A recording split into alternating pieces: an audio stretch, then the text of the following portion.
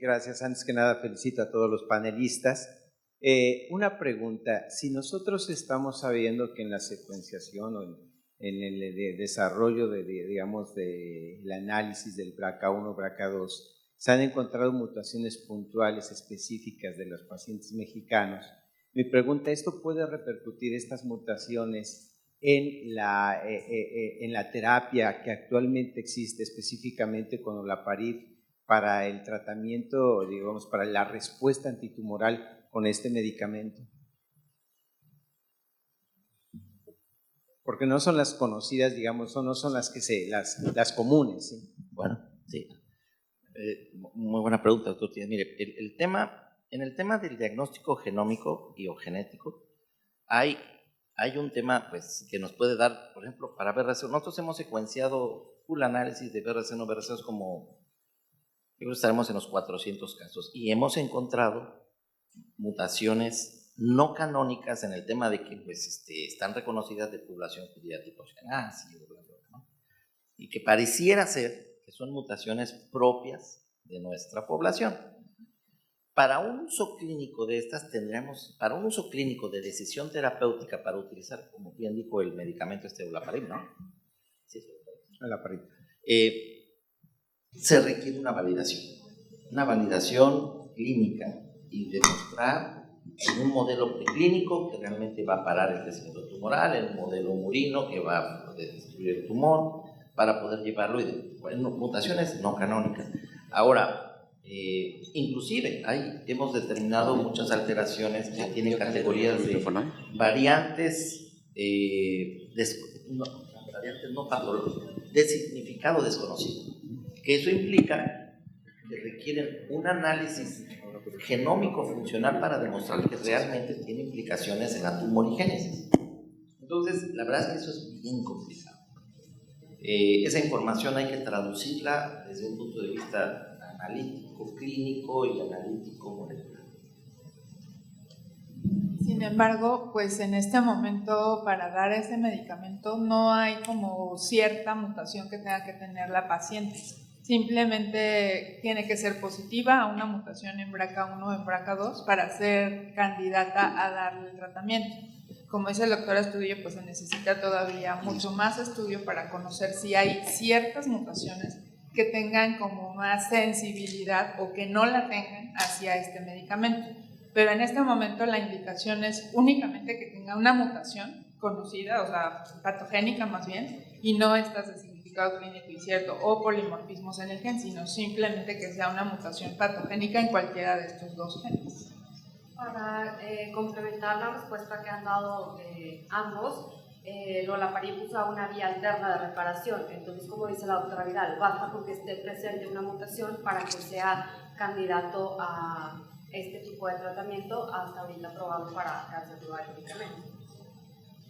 Yo creo que aquí eso le implica mucho el estarse sabiendo los resultados, ¿verdad? Porque no son muchos los pacientes por el costo del tratamiento que se pueden tratar. El saber cómo les puede podría ser bastante beneficioso.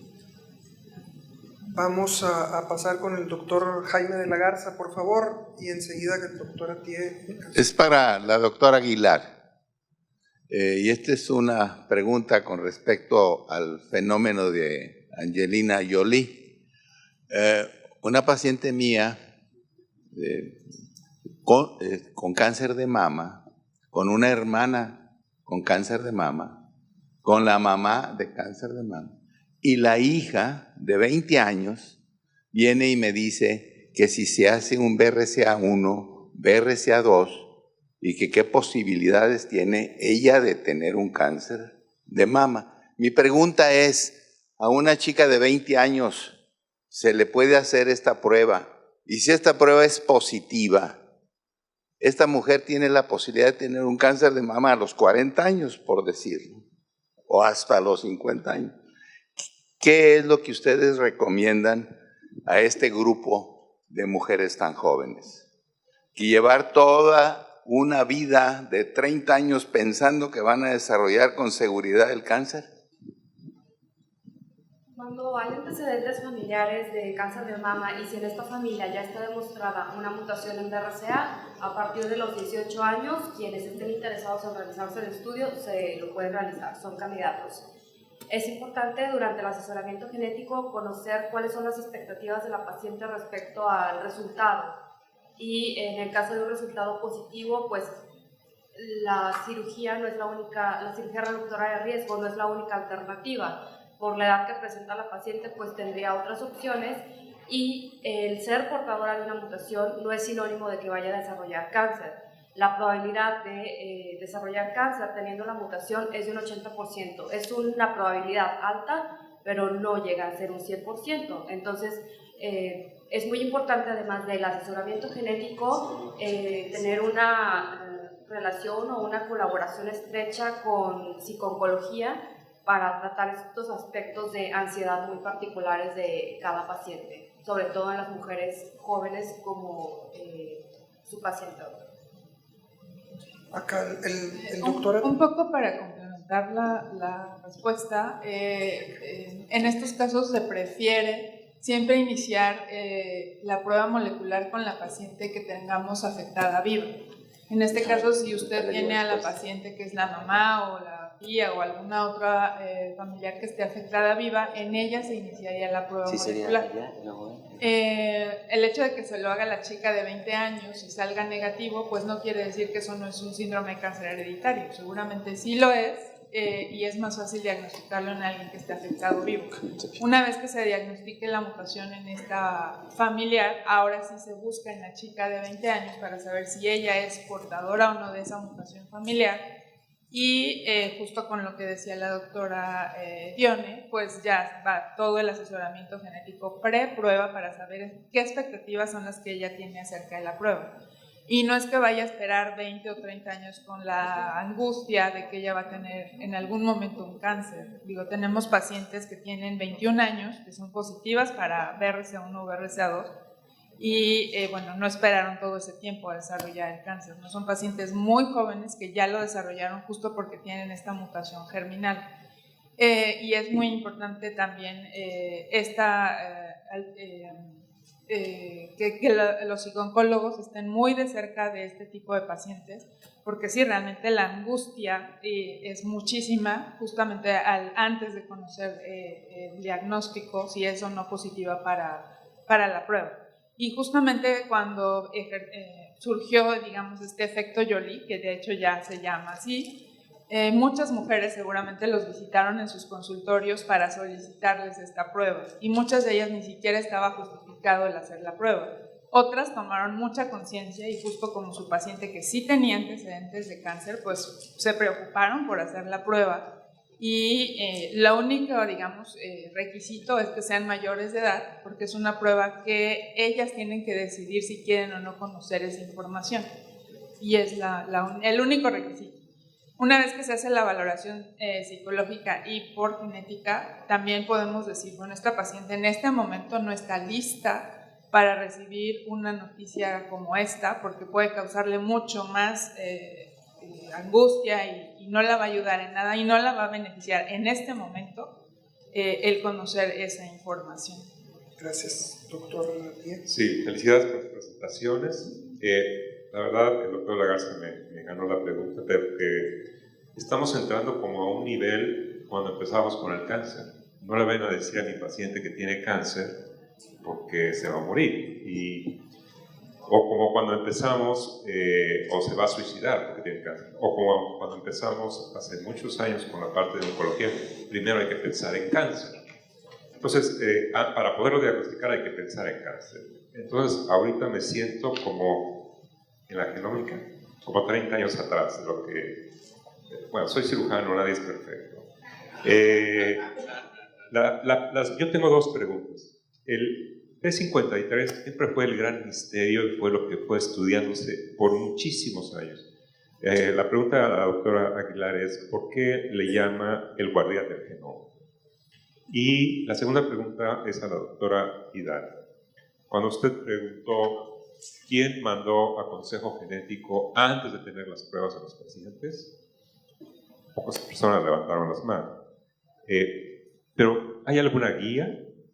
Lo único que yo recuerdo en la clínica es los antecedentes heredofamiliares, que a veces, hace 30 años que estudié, íbamos con un paciente en el general y ahí por 20 pesos nos daba todos los antecedentes y hacíamos la historia clínica, ¿no? Pero, ¿hasta qué profundidad? ¿Cuáles son las preguntas? ¿Cómo se debe de abordar? ¿Cómo se debe de manejar esto? Y habla de la comunicación. Aquí está también el editor de la revista de Oncología, y creo yo que ahí se puede hacer una publicación por parte de ustedes sobre lo que es el consejo genético, las preguntas que hay que hacer y cómo poder manejar a los pacientes para poder hablar un mismo idioma. Entonces, básicamente es una sugerencia y una pregunta al doctor. Se le conoce al gen P53 como el guardián del genoma porque participa en uno de los controles del ciclo celular más importantes. Básicamente por eso. Doctor. Sí, igualmente muchas felicidades por las presentaciones. Yo quería preguntar, en México, ¿de qué laboratorios contamos en forma comercial para pedir este tipo de estudios y qué capacidad tenemos de qué tipo de genes secuenciar? No, pues puede ser comercial o alguien más. ¿Y cuál es el costo? El costo de esto, digo, porque pacientes con cáncer de gástrico hereditario, por ejemplo, hace apenas 10 años tuve que mandar el DNA a Nueva Zelanda porque ni en Estados Unidos estaban interesados ni tenían montado una prueba para esto. Actualmente, ¿qué enfermedades hereditarias tenemos la capacidad de diagnóstico y más o menos cuál sería el costo comercial para una o un paciente de hacerse este estudio? Bueno, actualmente yo creo que debemos tener mucho cuidado con estos laboratorios que hacen pruebas moleculares diagnósticas para este tipo de pacientes. No todos ellos están certificados, tienen que tener certificaciones internacionales, de hecho, para que sean capaces de hacer este tipo de análisis. Y no solamente por hacer la prueba a lo mejor no es tan difícil de realizar, pero lo que mencionaba el doctor Astudillo, hacer el análisis de toda esa información que te da la prueba es bastante complejo. Y luego hacer esa traducción en un reporte en el cual ustedes tengan clara que esa sí es una mutación patogénica, que no es una variante de significado clínico incierto o que no es un polimorfismo, pues yo creo que es muy importante. Entonces, pues básicamente tienen que tener CLIA, el certificado es el que es más importante, el laboratorio al que mandes a hacer la prueba. La mayoría de ellos toman las muestras en México y las envían, como les mencioné, a otros lugares, ¿no? Laboratorios en Estados Unidos básicamente. Las pruebas pues pueden variar en cuanto al costo, se ha bajado muchísimo el costo. Digo, cuando empezamos a hacer BRCA1 y BRCA2, que solo lo hacía Myriad porque ellos tenían la patente, pues el costo es de $3,500, ¿no? Entonces eso ha disminuido significativamente, hasta laboratorios que ahora te están cobrando $700, siguen cobrando $3,500 en Myriad, porque son muy buenos haciendo sus análisis. Y bueno, prácticamente tenemos para todos los síndromes de cáncer hereditario ya pruebas. En la mayoría de los casos, como el doctor Astudillo mencionaba también, ya no es tan difícil que los laboratorios te ofrezcan paneles de varios genes, ¿no? Te ofrecen desde paneles de 20 y tantos genes hasta de 94 genes, que todos están relacionados con cáncer hereditario, y seguramente vas a encontrar algo. O sea, en un panel tan grande, seguramente en tu familia o en tu paciente vas a encontrar alguna alteración. El problema es que con estos paneles tan grandes no vamos a tener en muchos de esos casos guías para saber qué hacer con esa alteración o con ese gen en particular que estamos encontrando. Si son los genes como más comunes, digamos BRCA, o los genes que están relacionados con Lynch, APC, todos esos, para todos ellos hay guías de seguimiento.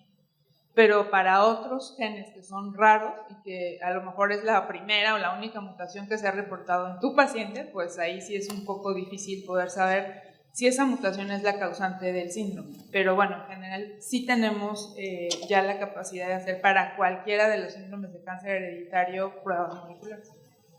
Doctor Meneses. Sí, muchas gracias. Muchas felicidades a los tres por sus excelentes presentaciones. Igual al doctor Rivera por la visión de este primer Congreso de Genética. Doctora Vidal, mencionaba, y va en relación con esto, ¿a qué vamos después de estas presentaciones? Que menos de 250 genetistas hay en el país. ¿Cuántos de ellos, a partir de ahora, tendrían un entrenamiento de genética en cáncer? Porque va a ser diferente la traducción de estos hallazgos. Y una pregunta para los tres. ¿Hay algún estudio en México de aquellos casos que tienen como caso índice el porcentaje de portadores asintomáticos de estos casos índices que serían los susceptibles de hacer prevención? Teóricamente todos los genetistas estamos entrenados para dar asesoramiento genético en cáncer y para poder interpretar las pruebas moleculares que nos den acerca de algunos de estos síndromes de cáncer hereditario. En cuanto a un entrenamiento formal de oncología y genética, pues realmente no hay en nuestro país y es algo que estamos pues tratando de implementar en cancerología. Hemos tenido sí gente que va justamente a pasantías de entrenamiento con nosotros y de hecho los residentes de diversos centros rotan también con nosotros para justamente poder aprender a hacer este tipo de interpretación y dar este tipo de asesoramientos que bueno, sí es bastante diferente a lo que estamos acostumbrados los genetistas que nos formamos en general en hospitales pediátricos o que a veces vemos pacientes adultos en otros hospitales, pero no necesariamente oncológicos. Entonces, pues es un esfuerzo que se va a estar haciendo en cancerología para que se vayan a entrenar justamente ahí, solamente en cáncer, ¿no? En asesoramiento en cáncer. Vamos a hacer un comentario del tiempo nada más. Vamos a pasar acá con el doctor, enseguida el doctor Ricardo Villalobos. Tenemos una pregunta también en línea que ahorita vamos a comentar después de ellos dos y podría haber probablemente una pregunta más, ahorita vamos a ver quién más. Entonces, ¿sí? Doctor, adelante. Sí, hasta ahorita tenemos alteraciones genéticas que te predicen el riesgo de enfermedad y te predicen respuestas terapéuticas. ¿Se tiene algo, creen que todavía estamos muy en pañales para pensar en aquellas enfermedades hereditarias donde se tiene detectada la alteración genética que pueda repararse y con esto evitar que la enfermedad se herede?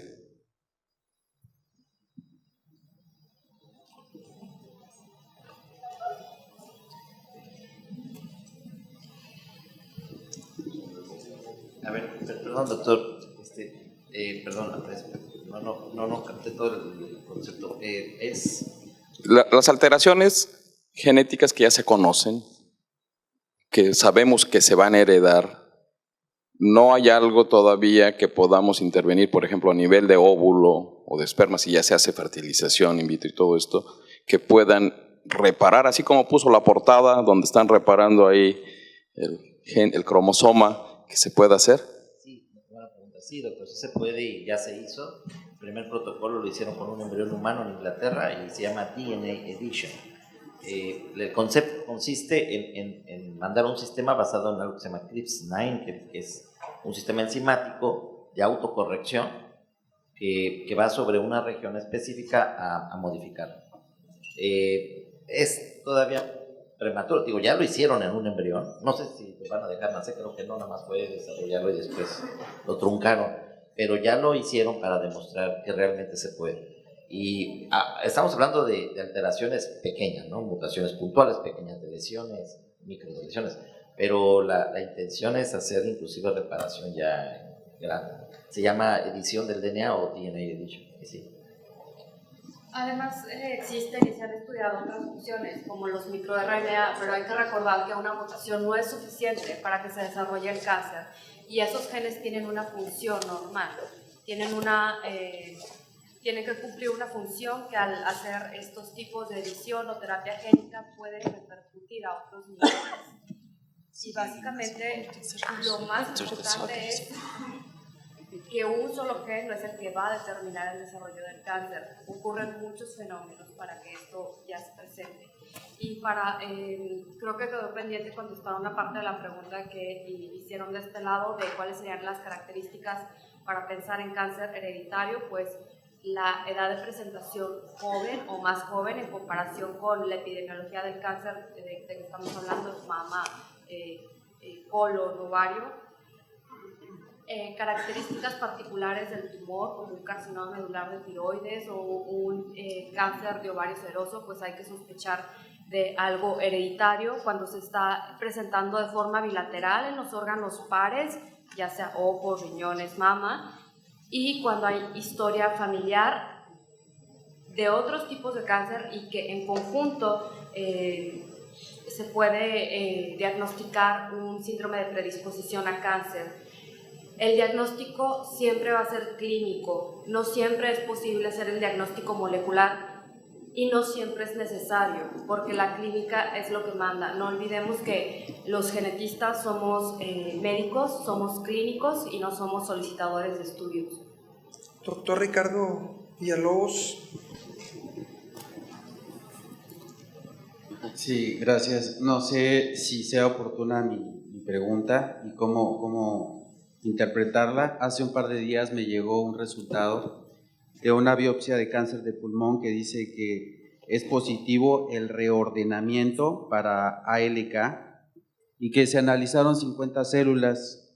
De esas, 12 células, o sea, el 24% fueron, mostraron 2 señales separadas y 76%, o sea, 38 células, mostraron señales adyacentes. Y entonces como clínico me pregunto, ¿y qué hago con esa información? O sea, sé que hay un inhibidor anti-ALK que ayuda 4.5 meses al control de la enfermedad versus la terapia estándar que cuesta 100,000 pesos.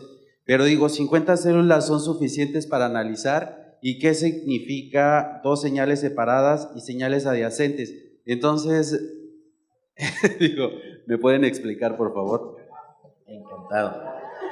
Lo que pasa es que fue hecho un FISH, eso fue un FISH con un sistema que se llama Break Apart, que usa 2 señales fluorescentes que se integran y después si se separan, es una translocación cromosómica de la ALK, ¿ok? Del gen ML4 y ALK. Entonces la ruptura es lo que genera del apareamiento, es lo que genera la translocación. El sistema Break Apart usa un sistema en el gen ALK donde exactamente se rompe y cuando se separa la señal, las ondas se pegan, digamos, en el mismo gen. Si no hay ruptura, la señal quedan juntas, se superponen los colores y da negativo. Si se rompe la señal de un fluoróforo, se va acá y otra acá y se ve dentro del núcleo celular el apartado. Los métodos in situ son muy controversiales en cuanto al sistema porque de acuerdo al tipo de fijación, a la calidad de la muestra y muchos de estos parámetros pueden dar cierto rango de variabilidad. Sin embargo, lo que se consensó para el sistema Break Apart es al menos que en el análisis histopatológico existan 50 células sensables. Quiere decir que existan y que den un marcaje positivo y de ahí al menos un 15% tienen que ser positivas. Si son positivas el 15% de 50 células sensables, al menos nosotros utilizamos hasta 150 en realidad para poner, se considera el resultado positivo para una terapia basada en un inhibidor ALK. Hoy en día ya no es la única tecnología, de hecho se propone, ya está validado el uso de anticuerpos monoclonales para detectarlos por simple inmunohistoquímica, con un sistema obviamente de videocaptura y se puede hacer secuenciación, pero pues eso también es mucho más caro y un poco más tardado.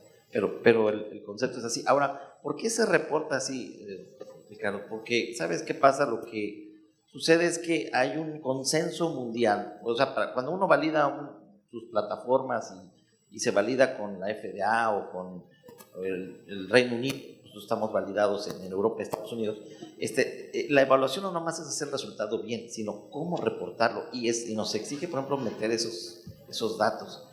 Son temas de validación o de certificación. Entiendo que es hasta absurdo, a veces molesto, en realidad es sí o no. Y lo mismo ocurre, pero pues bueno, pero son como que sí, como ahora las reglas del juego, ¿no? Estamos sobre el tiempo. Había 4 personas que ya habían levantado la mano. Ustedes deciden, ya estamos quitándole tiempo al receso. Si quieren, hacemos las preguntas rápido, concretas, y las respuestas de igual forma para que no se queden volando por lo menos las primeras 4 que ya estaban. Y creo que tenemos que después de tener... Sí, entonces... Concreta y respuesta, si se puede igual, a ver si en 4 minutos sacamos las 4 que ya estaban pendientes. El doctor Luis Javier Barajas, por vía electrónica, nos pregunta cómo suplir la falta de consejo genético cuando no tienes un médico genetista en tu ciudad. Probablemente el doctor Barajas se refiera a algo así como una consulta en línea. No sé si esté contemplado esto, doctora, para el futuro. Bueno, en este momento y como a corto plazo no está contemplado algo así, pero sí se tienen programas en otros países que seguramente vamos a poder simular de alguna manera, en la cual justamente por la deficiencia de los genetistas que pueda haber en ciertas ciudades o porque no tengan mucha experiencia justamente en este tema, se puede hacer vía electrónica, ¿no? Entonces, yo creo que sí es factible, se puede hacer. Perfecto. Doctora.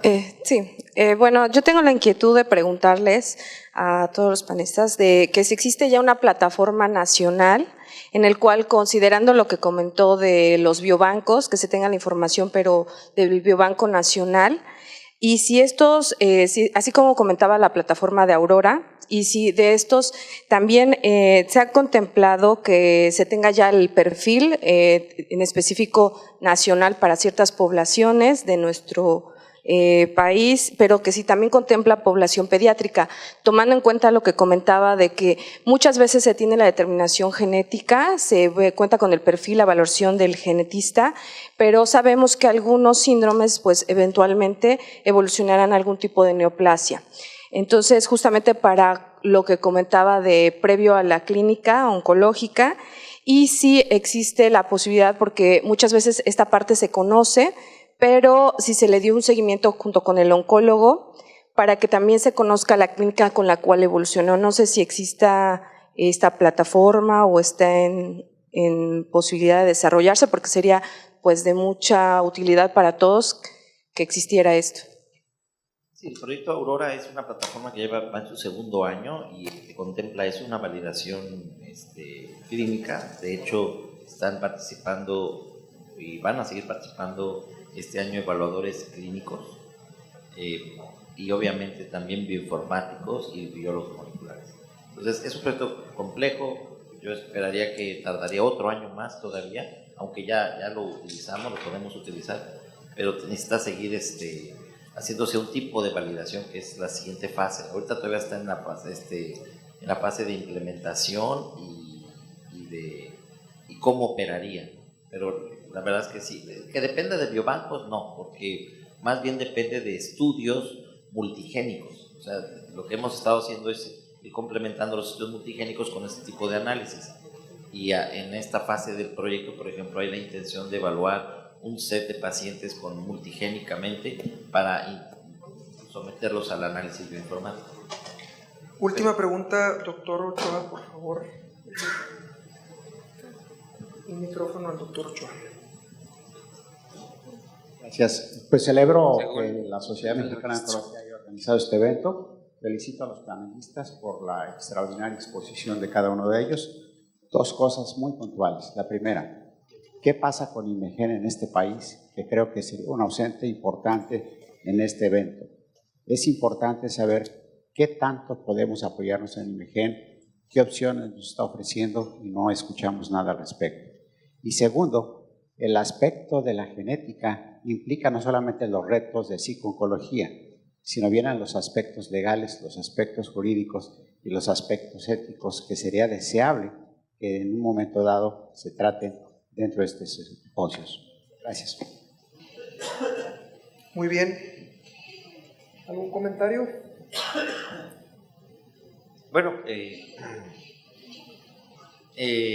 buena pregunta. No, pues yo creo, doctor, que hasta donde nosotros sabemos, ellos han implementado, hablando específicamente del INIGE, Instituto de Medicina Genómica, más estudios dirigidos a la genómica que a la genética.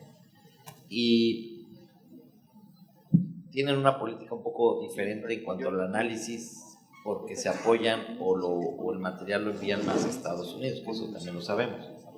Y bueno, pues la interacción con la clínica pues se ha venido dando. Yo sé que trabajan un poco más con la parte o que han trabajado un poco más desde el punto de vista clínico con la Fundación de Cáncer de Mama, y haciendo análisis genómicos de expresión y perfiles, básicamente. A nivel genético, recordemos lo que como decía, que era la genética y la genómica son dos cosas diferentes, que la genética analiza la estructura, la secuencia y demás, y el otro analiza la funcionalidad. Entonces, podría ser la respuesta. Y a nivel nacional, pues, yo creo que no tenemos todavía un programa, hay la intención y hay algo que ya hizo el doctor Meneses en el ICANN, que quizás eso nos faltó, que se pudiera haber presentado aquí, que es un proyecto muy intenso para poder hacer algo de prevención, porque sería lo que habría que trascender, ¿no?, de estas investigaciones.